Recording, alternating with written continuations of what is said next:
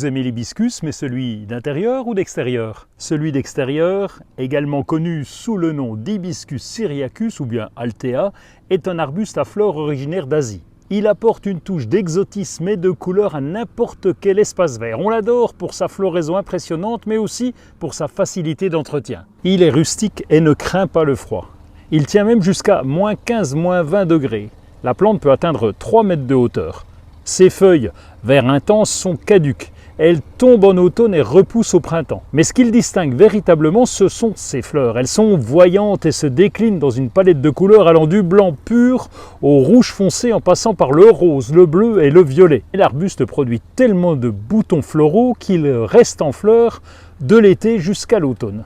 Le végétal aime les terres bien drainées et les emplacements ensoleillés, même s'il tolère un tout petit peu la mi-ombre. Alors, est-ce que c'est aussi facile pour l'hibiscus d'intérieur? L'hibiscus d'intérieur, son nom à lui, c'est Hibiscus rosa sinensis. Il est aussi originaire d'Asie. Il a des fleurs éclatantes et des feuilles d'un vert profond.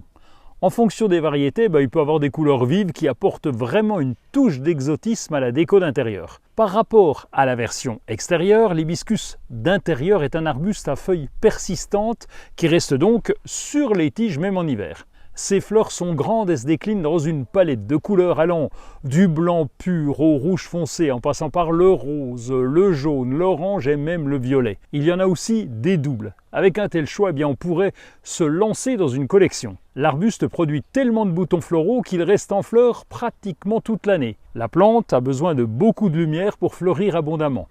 Il est donc recommandé de la placer devant une fenêtre très lumineuse. Derrière le voilage d'une baie vitrée, par exemple, ça serait parfait. L'arrosage doit être régulier mais sans excès. Laissez sécher légèrement le terreau entre 2 apports d'eau.